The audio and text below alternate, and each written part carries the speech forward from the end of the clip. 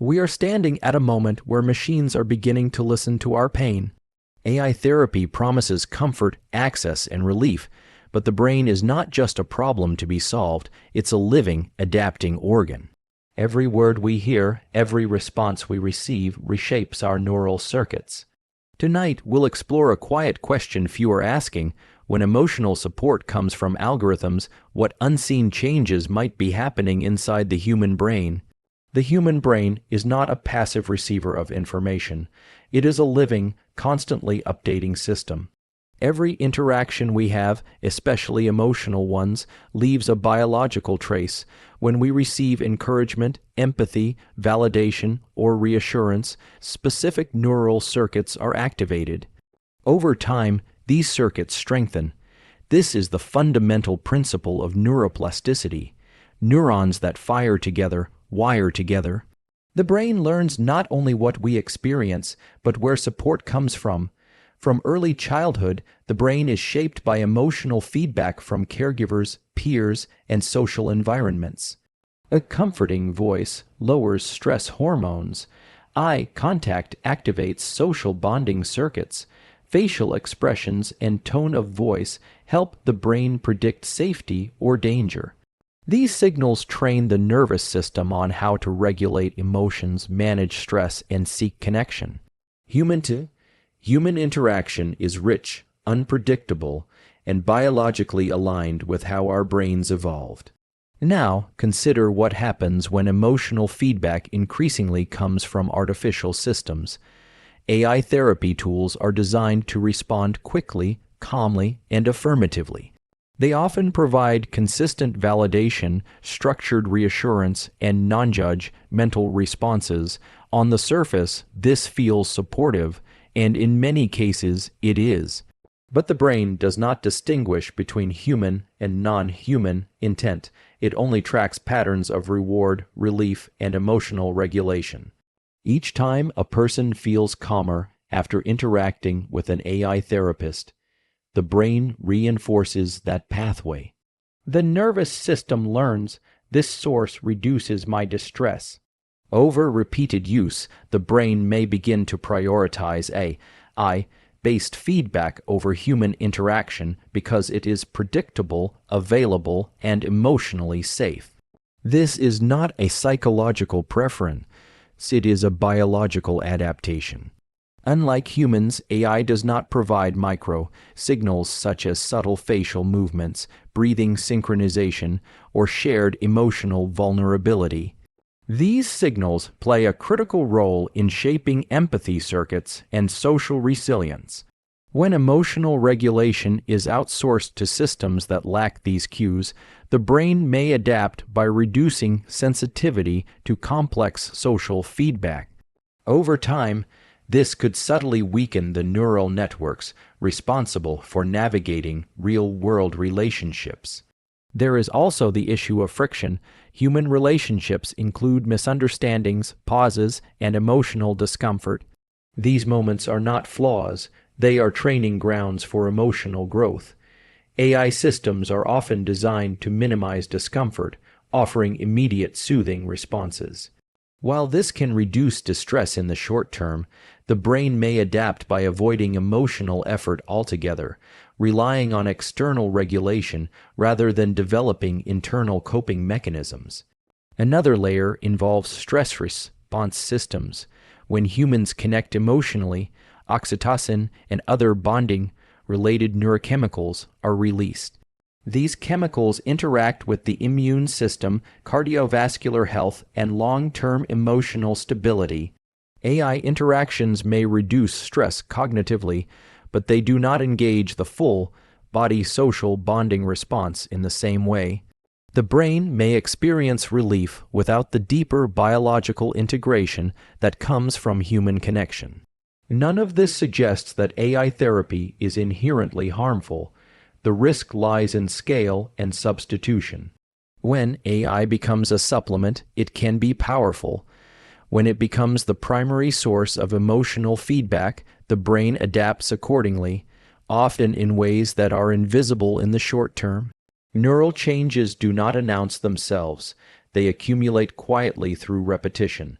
The central concern is not whether AI can help people feel better. It clearly can.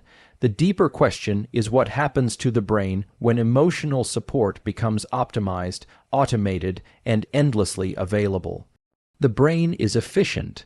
It will adapt to whatever works most consistently, and once those pathways are formed, reversing them is far more difficult than creating them. Understanding this adaptation is not about fear, it is about awareness. If we recognize that the brain reshapes itself around every source of emotional feedback, we can design AI tools that support human resilience rather than replace it.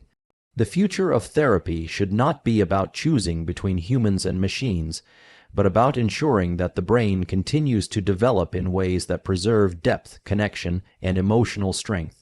The human brain is designed to change. Every thought, habit, and emotional experience alters the physical structure of neural networks. This capacity, known as neuroplasticity, is what allows us to learn, heal, and adapt, but plasticity is neutral. It does not judge whether a change is beneficial or harmful in the long term. It simply reinforces what is repeated. When AI therapy enters the emotional lives of millions, it becomes a powerful training signal for the brain, one whose long-term effects we are only beginning to understand. AI therapy systems are built around patterns. They respond in consistent, supportive, and often highly optimized ways. For a brain under stress, this consistency feels safe. Safety reduces threat signals in the amygdala and lowers cortisol levels. Relief follows. From a neural perspective, this is a reward. Over time, the brain links emotional relief with the act of engaging an AI interface. This repeated pairing strengthens specific neural pathways. Just like any habit formation process, the unintended consequence is rewiring through repetition. When emotional regulation repeatedly occurs through an external system, the brain may reduce its investment in internal regulation circuits. Skills like tolerating uncertainty, sitting with discomfort, and emotionally self-soothing are not fixed traits, they are trained. If AI becomes the primary regulator, those circuits may weaken through lack of use, much like a muscle that isn't exercised. There is also a shift in how the brain learns emotional patterns. Human conversations are nonlinear.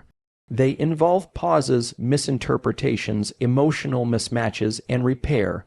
These moments activate the prefrontal cortex and social cognition networks, teaching the brain flexibility, perspective taking, and emotional nuance. AI therapy, by contrast, often smooths interactions. Responses are clear, calm, and goal-directed. While this can feel supportive, it reduces exposure to emotional complexity, the very thing the brain needs to grow resilience. Neuroplasticity is especially sensitive during periods of vulnerability. When individuals are anxious, depressed, or emotionally dysregulated, the brain enters a heightened learning state. This is why trauma imprints so deeply, but also why therapy can be transformative. If AI therapy becomes the dominant emotional input during these states, the brain may encode patterns of reliance more deeply than we realize. The risk is not immediate harm, but structural dependence. Another concern lies in attentional rewiring. AI therapy often uses text-based or screen-based interfaces. These formats encourage rapid cognitive processing rather than embodied emotional awareness. The brain may shift toward intellectualizing emotions instead of feeling them fully. Over time, this can strengthen cognitive control networks while weakening interoceptive awareness, the brain's ability to sense internal bodily states like tension, breath, and emotional arousal. Emotional health is not just mental, it is physiological. There is also the question of emotional prediction. The brain is a prediction machine, constantly learning what to expect from the world. AI responses are often predictable, affirming, and aligned with the user's stated feelings. Human responses are not. When the brain adapts to predictable emotional feedback, it may become less tolerant of ambiguity and less patient with real human relationships. This can subtly reshape expectations, making real, world interactions feel more taxing or disappointing by comparison. Importantly, these changes are not the result of malicious design. They emerge naturally from how plasticity works. The brain optimizes for efficiency, not wisdom. It will choose the path that reduces effort and distress most reliably. At scale, even small neural biases can compound into widespread psychological patterns across populations. The solution is not to reject AI therapy, but to design with plasticity in mind. AI tools should encourage autonomy, reflection, and gradual re-engagement with human connection. They should create space for emotional effort, not eliminate it entirely. The goal should be neural strengthening, not neural outsourcing. Neural plasticity is a gift, but it demands responsibility. When we introduce emotionally intelligent machines into human lives, we are not just changing behavior. We are reshaping brains, and once the wiring changes, the effects can last far longer than the technology itself. At the core of human motivation lies a simple but powerful chemical, dopamine. Dopamine does not create pleasure on its own. It signals expectation, relief, and reward. It teaches the brain what to seek again. Every time an experience reduces discomfort or provides emotional validation, dopamine activity helps mark that experience as valuable. Over time, the brain builds habits not around what is meaningful, but around what reliably delivers relief. AI therapy systems are exceptionally good at delivering validation. They listen without interruption, respond instantly, and often mirror the user's emotions with carefully chosen language. For a brain experiencing stress, loneliness, or self-doubt, this can feel profoundly reassuring. The moment emotional tension drops, dopamine reinforces the behavior that preceded it, opening the app, typing the message, receiving the response. The brain learns quickly. This works. The risk emerges when validation becomes predictable and frictionless. In human relationships, validation is earned through vulnerability, dialogue, and mutual emotional effort. Sometimes it is delayed, sometimes it is incomplete. This variability prevents over-reliance on a single source of emotional reward. AI therapy, by contrast, offers a near-perfect reward schedule, consistent, immediate, and personalized. From a neurochemical standpoint, this is an ideal condition for habit formation and potentially dependency. Dopamine-driven learning does not require addiction in the clinical sense to reshape behavior. Subtle dependency can form when the brain begins to anticipate relief before emotional discomfort is fully processed. Instead of sitting with anxiety or confusion, the nervous system may seek rapid external validation. Over time, the threshold for discomfort tolerance can drop.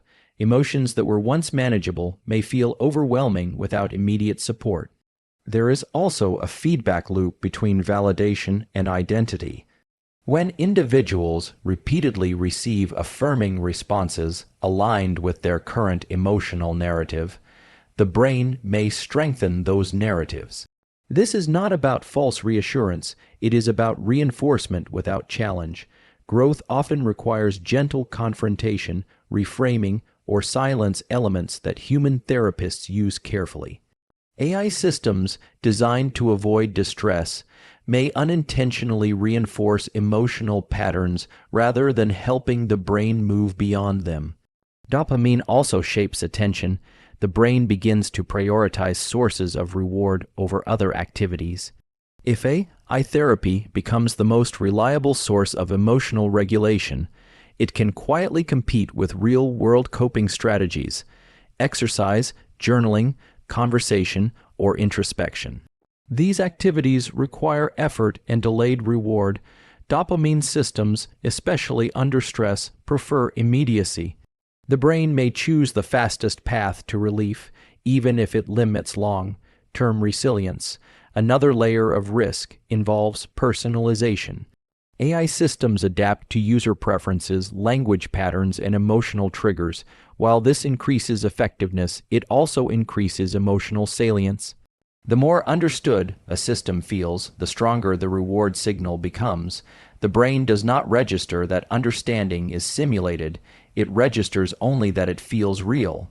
This can deepen attachment and blur emotional boundaries. Importantly, dependency does not look dramatic. It looks like subtle avoidance, delaying difficult conversations, reaching for the AI before reflecting internally, feeling slightly less patient with human responses. These shifts happen gradually, reinforced by dopamine, one interaction at a time. This does not mean dopamine is the enemy. Dopamine is essential for learning and motivation. The concern is unbalanced reinforcement. Healthy emotional systems distribute reward across multiple sources, relationships, purpose, effort, and self-regulation. When one source becomes dominant, the system loses flexibility. The solution lies in intentional design and conscious use. AI therapy tools should incorporate pauses, encourage off-platform reflection, and redirect users toward internal skills rather than endless validation. Validation should support growth, not replace it. The brain follows reward. If we are not careful about what we reward, we may teach the brain to seek comfort over capacity, reassurance over resilience. The risk is not that AI therapy feels good, but that it feels too good too easily, and the brain quietly adapts around that reality. Human connection is not built on words alone. Long before language, the brain evolved to read subtle, almost invisible cues, micro signals that communicate safety, empathy, and understanding. A slight shift in facial expression, a pause in speech, a shared breath, a change in posture. These signals are processed faster than conscious thought and shape emotional regulation at a deeply biological level. They are not decorative details of communication, they are the foundation of emotional healing. When two people interact face to face, their nervous systems synchronize. Heart rates can subtly align, breathing patterns adjust, mirror neuron systems activate, allowing one brain to internally simulate the emotional state of another. This process helps regulate stress, build trust, and create a felt sense of being understood. Therapy has always relied on these mechanisms, even when the focus is cognitive, because the brain heals best in relational safety. AI therapy, by design, removes most of these micro signals. Text-based or voice-based interactions lack facial micro-expressions, embodied presence, and real-time physiological feedback. Even advanced voice modulation cannot replicate the unpredictable, organic rhythms of a human nervous system. The brain may understand the words, but it does not receive the full spectrum of signals it evolved to expect during emotional connection. This absence matters more than we realize. Microsignals train the brain how to read others and how to regulate itself in social contexts. When a therapist leans forward slightly, it signals attention. When they pause before responding, it communicates care. When they mirror emotion without words, it validates experience at a nonverbal level. These cues activate brain regions involved in social bonding and emotional safety that language alone cannot reach. Over time, if emotional healing occurs primarily through environments lacking these signals, the brain may adapt by reducing sensitivity to them. This is not a conscious loss, but a plastic shift. Neural circuits that are underused become less efficient. The result may be subtle: difficulty reading emotional nuance, reduced tolerance for silence, or discomfort with the messiness of real human interaction. There is also an impact on emotional embodiment. Human micro signals anchor emotions in the body.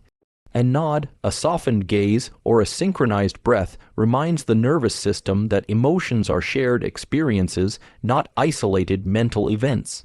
Without this grounding, emotional processing can become more abstract, understood intellectually, but not fully integrated physiologically. This can limit the depth of emotional resolution. Another risk involves emotional calibration. Humans constantly adjust their emotional responses based on feedback from others. If someone appears confused, we clarify. If they seem overwhelmed, we slow down. AI systems respond based on data patterns, not lived nervous system states. The brain receiving these responses does not get real-time feedback about how its emotions affect another being. Over time, this may weaken empathy circuits and social attunement. Importantly, microsignals also help the brain tolerate discomfort. Sitting with someone who is quietly present during emotional pain teaches the nervous system that distress can exist without immediate resolution. AI systems designed to respond quickly often eliminate silence. The absence of pauses removes an essential training element for emotional endurance. This does not mean AI therapy lacks value. For many, it provides access, safety, and initial emotional support. But it operates on a narrowed bandwidth of human connection. The danger arises when this narrowed bandwidth becomes the dominant mode of healing. The brain adapts to what it experiences most frequently. Emotional health is not only about insight or reassurance. It is about learning at a nervous system level that another human can hold space for your experience. Microsignals are the language of that learning. Without them, emotional healing may become efficient but shallower. The challenge moving forward is to recognize what is missing, not just what is gained. If AI therapy is to support true healing, it must encourage reconnection with human presence, not replace it. Because the deepest forms of emotional regulation are not taught through perfect responses, but through imperfect, embodied, human connection, the human brain is a memory-making machine. Every emotional experience leaves a trace not just as a story we can recall, but as a physical imprint in neural circuits. Emotions strengthen memory. When feelings are intense, the brain releases neurochemicals that tell it, "This matters, store it." Therapy, at its core, works by carefully reshaping emotional memory. But when emotional processing is mediated through AI systems, a new and largely invisible layer is introduced: data-driven interaction. AI therapy does not simply respond in the moment, it remembers. It stores patterns, preferences, emotional histories, language choices, and behavioral trends. While this data is external to the brain, the interaction between stored data and lived emotion creates a feedback loop. The brain experiences continuity. This system remembers me, and that sense of being remembered carries emotional weight. From a neural perspective, memory is not about where information is stored, but how it makes us feel. When the brain senses recognition, emotional imprinting deepens. The hippocampus and amygdala work together to tag experiences as significant. Repeated emotional disclosure to a system that responds with context, where continuity can strengthen attachment-related circuits. The brain does not process this as a database. It processes it as relational consistency. Over time, emotional safety may become associated not with internal resilience or human connection, but with a system that reliably recalls past vulnerability. There is also a subtle shift in how memory is externalized. Traditionally, therapy helps individuals integrate memories, internally reframing, processing, and eventually reducing their emotional charge. AI systems, however, may hold onto detailed emotional records indefinitely. The brain may adapt by offloading emotional continuity outward. Instead of integrating experiences, the nervous system may rely on the system to remember, summarize, and contextualize emotional history. This can influence how identity is formed. identity is not fixed, it emerges from repeated memory reinforcement. When emotional narratives are repeatedly reflected back in similar ways, they can solidify. This is not inherently harmful. Validation can be stabilizing, but it can limit transformation. Growth often requires allowing certain emotional patterns to fade. When memories are persistently resurfaced through data-driven recall, the brain may struggle to loosen its grip on past emotional states. Another concern involves emotional salience amplification. AI systems can identify themes and emphasize them for therapeutic continuity. But emotional memory is already biased toward negative or intense experiences. When data-driven systems repeatedly reference these themes, they may unintentionally strengthen their neural representation. The brain learns not only from lived experience, but from how often those experiences are revisited. Privacy concerns aside, the deeper issue is emotional imprint permanence. Human memory naturally degrades and reshapes itself over time, a process that supports healing. AI memory does not forget unless designed to. The brain, interacting with a system that remembers perfectly, may adapt to a different emotional rhythm, one where the past is always accessible, always relevant. There is also the issue of emotional trust. When individuals share deeply personal experiences, the act itself creates vulnerability-based bonding. The brain releases neurochemicals associated with trust and relief. Even if rationally aware that data is stored, emotionally, the brain registers disclosure as a relational act. This can deepen emotional imprinting, especially during periods of distress. None of this implies that data-driven therapy is inherently dangerous. The risk lies in scale without forgetting. At a population level, millions of brains could adapt to systems that remember more consistently than humans ever could. This may subtly change how people relate to memory, identity, and emotional closure. The path forward requires intentional design. AI therapy systems must incorporate forgetting, reframing, and closure, not just recall. Emotional data should support integration, not fixation. The goal should be to help the brain release what no longer serves it, not continually re-encode it. Healing depends on the brain's ability to change not only what it remembers, but how strongly it remembers it. If emotional imprinting becomes data-driven rather than biologically paced, we risk reshaping memory in ways that feel supportive in the moment, but may quietly limit emotional freedom over time. When emotional support is offered, power is always involved. Not power in the sense of control, but influence, the ability to shape thoughts, feelings, and behavior. In traditional therapy, this influence is constrained by ethics, training, accountability, and human limitation. With AI therapy, influence scales instantly, silently, and continuously. The central ethical question is no longer whether AI can support mental health, but where support ends and psychological influence begins. The human brain is highly suggestible during emotional vulnerability. Stress, anxiety, grief, and loneliness lower cognitive defenses and increase learning rates. This is not a flaw, it is how healing occurs, but it also means that the brain is more easily shaped by external input. When AI systems engage users during these states, their words carry disproportionate weight. Even subtle framing choices can guide interpretation, emotional response, and decision-making.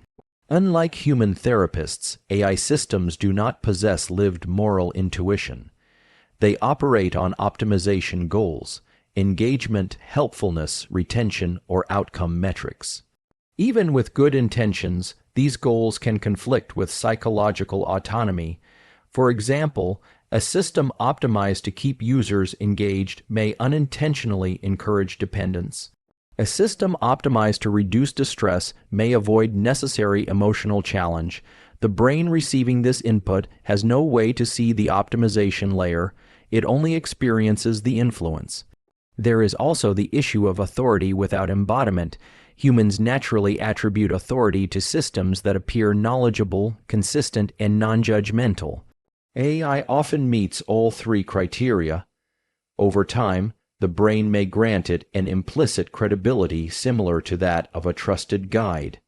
Without transparency, this authority can shape beliefs, values, and self-perception in subtle ways.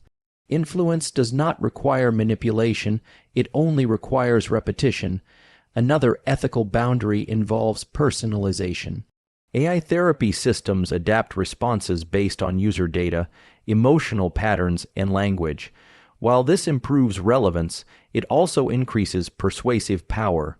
Messages that feel personally tailored are more impactful neurologically. The brain is more likely to internalize them as truth. This raises a critical question: who decides what truths are reinforced? Human therapists are trained to recognize transference, bias, and overreach. They are also limited by fatigue, uncertainty, and emotional reciprocity. These limitations act as ethical brakes. AI has no such natural constraints. It can respond endlessly, consistently, and without emotional cost. This asymmetry increases influence while reducing friction, a combination that demands strong ethical guardrails. There is also the matter of consent. True informed consent requires understanding not just what a system does, but how it may shape the brain over time. Most users consent to functionality, not neural influence, yet emotional interactions are among the most shaping experiences the brain has. Ethical use of AI therapy must include transparency about these long-term effects, even when they are uncertain. At a societal level, the stakes multiply. If millions of individuals receive emotional guidance from systems built by a small number of organizations, psychological influence becomes centralized. Cultural norms around emotion, resilience, identity, and coping could be subtly standardized. The brain adapts to norms through repetition. What begins as support could quietly become conditioning. The goal is not to fear influence. Therapy itself is influential. The goal is to respect autonomy. Ethical AI therapy should empower users to make themselves less dependent on the system over time, not more. It should encourage critical thinking, emotional agency, and human connection. Influence should be temporary and transparent, not persistent and opaque. Clear boundaries are essential. Limits on engagement duration, built-in referrals to human support, mechanisms for challenge and disagreement, and systems designed to reduce reliance as resilience grows. Ethics must be embedded not just in policy, but in architecture. The brain is shaped by what it repeatedly listens to during moments of vulnerability. When that voice belongs to an artificial system, responsibility does not disappear. It intensifies. The future of AI therapy will not be defined by how helpful it feels, but by whether it honors the